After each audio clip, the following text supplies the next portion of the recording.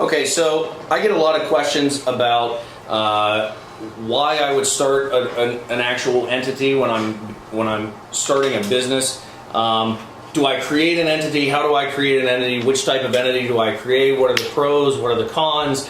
You know, all these questions, and so I wanted to take a couple seconds and explain kind of what the spiel is that I give people from my own perspective. Frankly, you know, I'm a business owner, and we're growing, we're expanding in a number of different areas, and so an existing but expanding business is going to be in a similar boat to even a brand new business or a business that's been going on for 20 years that now is looking to do something new, right? So even though you may have business experience or you may be brand new, all this is going to apply. It's going to apply to you regardless of where you are. As long as you have some intention of moving your business forward, these are the pros and cons, right? So the first thing is, you know, do you want to protect your family? Do you want to protect yourself? Do you want to protect your assets? If someone who is initially starting, who doesn't have much to begin with, I would say, and I'll just be honest, you know, I get to benefit in a number of ways, not just financially, but relationally. If someone starts a business, starts an entity through using our services. But if you don't have much at the beginning and you don't have a lot to protect, you're renting a lot of things, you're leasing a lot of things, you don't necessarily have to protect anything. So one of the biggest assets, one of the biggest bonuses and reasons for creating an entity is because you want to protect your personal things and create a wall, create a shield between your personal life and your business life, right? And so, number one, if someone walks into my office and they say, I don't have much, Eric, I don't, you know, is it worth doing this? Is it worth paying the $125 to the Pennsylvania Department of State? Is it worth doing the initial paperwork? Should I jump through all these hoops?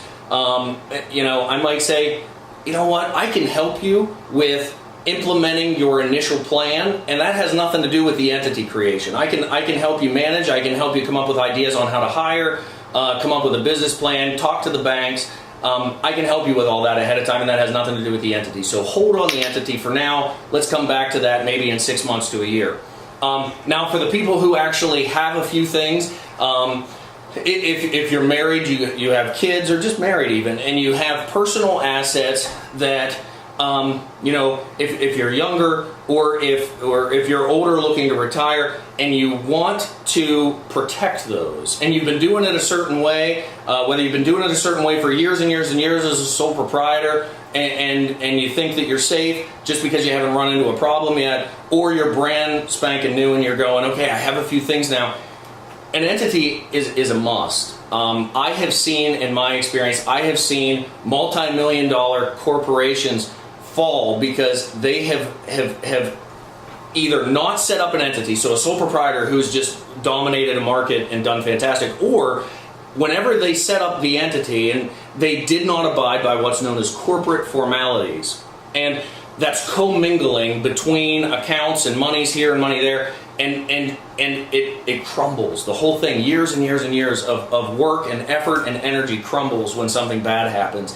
And so, number one, you need to have an entity set up. Number two, once we get the entity set up, we need to make sure that we're managing it on a day-to-day basis in a fashion that is going to keep you protected. Okay, once you create the entity, that is the shield. But over a period of time, if that shield, if your actions aren't acting in a protective manner, that shield starts to fade away and disappear, and that wall goes away, and now all of a sudden, if something bad happens, they can come after your stuff again. So that's number one. We'll create an entity. You file the paperwork with the Pennsylvania Department of State. Like I mentioned, it's $125. You get the paperwork done after you do a name search and you're approved, everything's fine. We get the entity set up for you. And then after that, you need to decide whether or not you want to, how you want this entity managed. With an LLC, the managing document, which I'll explain what that is in a second, the managing document is called an operating agreement. And then you have, which a lot of people, old school, they'll hear a corporation, your bylaws, your bylaws, your bylaws. your operating agreement is essentially your bylaws. They just have two different names because one's for a corporation and one is for a limited liability company. But essentially what they do is they identify all of the acting parties. Shareholders are the same as members. LLC is a membership. Corporation is shareholders. And it says who manages, officers, the board of directors, board of managers, however you want to set it up. And then it also talks about what happens down the road if something ever happens to you. If you are in an accident, or if you die, or if you want to retire, what happens? So those guiding documents are really, really important for the overall long-term success of your company. Those are documents that we draft for you here in-house after we get to know you. We get to know what you want your business to look like over an extended period of time. We ask questions that make you think about things you probably never thought about before. Off on a kind of a sidebar is this also ties into your testamentary documents. It ties into if something personally, right? Because I own a business. This business is, like I said, it's growing, but it's relatively new. What do I want my wife and kids to deal with if I die? What happens there? Because the way that operating agreement for this entity is set up has to tie into my last will and testament, because the law says that my wife is going to have a very difficult time. And she's going to have to take steps on top of her grief. She's going to also have to take additional steps that she shouldn't have to take because I failed to set it up properly if I don't do it the right way. And so coming in here and talking to us about that, all of your documents, big picture, are generated with that line of thinking, because you just happen to be partnering with a company that's going through the same exact thought process personally that you're going through professionally. Okay? So whenever we sit down and we go through this, those documents are going to guide what's going on. We have to get you an EIN number. You set up a corporate account so that your cash flow can go through there. You also are going to, I always encourage people to have an accountant that they know, just like the old adage, for anybody who hasn't been to law school, the old adage is those who don't do math do law. Okay? So your lawyer, unless they're a tax lawyer, I'm going to tell you a secret, they're probably not that good at math. Okay? And so you need someone who is an expert in that area. And if you're talking about financing, you're talking about cash flow, you need someone that is either in-house or you outsource it somewhere to someone you get comfortable with. But if someone is handling my money or is overseeing my money and I'm making the decision to distribute and manage the cash flow, I better trust them, and I need to have an open line of communication with them. And so choosing your accountant is very, very, very important. And as a lawyer, I tell my clients right up front, I'm not a tax expert. I can provide options that I would want the accountant to look at. And then the accountant, after talking to you about how you want your tax situation to line up, that accountant will come back to me and say, we want to choose this wording, and this wording, delete the rest of this, and that'll work for them. And so it is really, really, really a team mentality whenever we're coming in here. So have a good accountant. Long term, you need to make sure that everything is flowing the way that you want it to. We all have a perfect business plan, right? In our heads, we think we do. Initially, we have it set up the way. We've watched the videos. We've talked to the people who have done it, been there, done that, and we think we know exactly what we want to do. And then the rubber meets the road. We make that first hire. We try to get that first line of work put together, and it never works out exactly the way that we anticipate it to. And so the next thing I would tell you is you got to be flexible. You have to have your expectations set to know ahead of time intentionally. I'm going to stay positive. I'm going to set realistic short-term goals. I'm not going to say I'm going to be a millionaire or I'm going to retire by the time I'm 40, or I'm not going to. You have to have your expectations in check. And I'm a big checklist guy, right? Like, I feel goal-oriented, and if you're listening to this and you're thinking about starting up a business, you're goal-oriented, whether you admit it or not, whether you're quiet or loud. you have an ambition inside of you that's driving you to say, I want to expand, I want to go into a different place. And so that goal, or it's important to have wins, right? And to know that you're having wins along the way. And if I set this goal that's completely unrealistic and I'm not managing it on a short-term basis, and I don't have the appropriate people around me to help me manage it and communicate and process what that is supposed to, how that really looks boots on the ground, I'm gonna have losses, and it's going to affect me. It's going to affect me, and then it's going to ripple when I come into the office and have a bad attitude, and everyone around me eventually is going to feel it. So, but that's how we get you started. We get the initial information from you, getting to know what you want this to look like, what drives you, what motivates you, what need is in the local community, or whatever market you're going to serve, but what need is there that you're looking to meet. You know, you can spend, just real quick, on advertising, right? If I don't need something, you're going to spend a lot of money selling me on it, versus if I need something, I'm going to buy it. Whether you spend, if I just see it, I'm going to buy it. So making sure that you're servicing a need, an open space in the market, is going to be really important.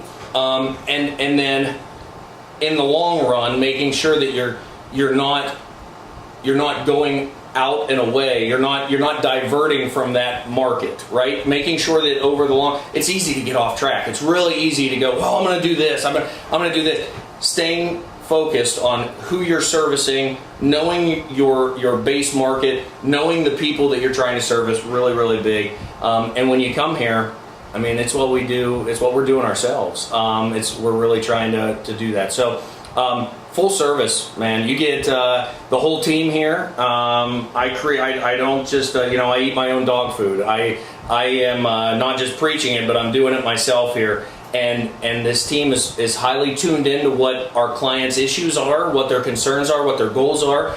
After, just as a sneak peek, right? So I'm going to let you look behind the curtain for a second.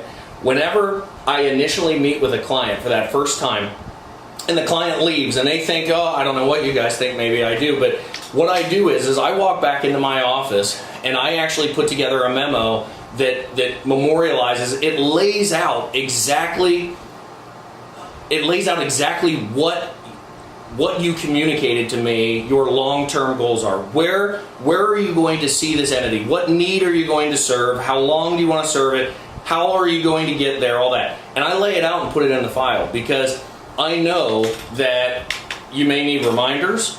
I may need a reminder whenever you're calling me later, years from now, and you're going, well, I want to do this, and I can be able to pull that memo out and read it, and it's fresh, right? I did it right when you walk out the door, and it's 100% genuine, and I can go, hey, do you remember whenever you first came in and we talked about, is this still what you want to do? Is this that you're trying to do? Is it in line with your initial goal? If that's still your goal, is that in line with this? Because we don't want to get, and so if I don't know your business, I can't serve you. That's why companies like LegalZoom and things like that, listen, I don't want to slam that, because if you're in a fix and you need something really quick and there's no competent lawyer in your local area that you think can help you, fine, do it. But take that document eventually and go get it looked at by someone that you trust and that you build a relationship with, because if stuff ever hits the fan, you want a person, not a computer. You want a person to be able to be there and help you. You want a person there with expertise that's going to know your business. Because if I don't know your business, LegalZoom doesn't know your business. They give you cookie cutter documents, which that's what they're there for. That's fine. But when stuff hits the fan, you don't want cookie cutter. You want personalized. You want protection. And that's what we do.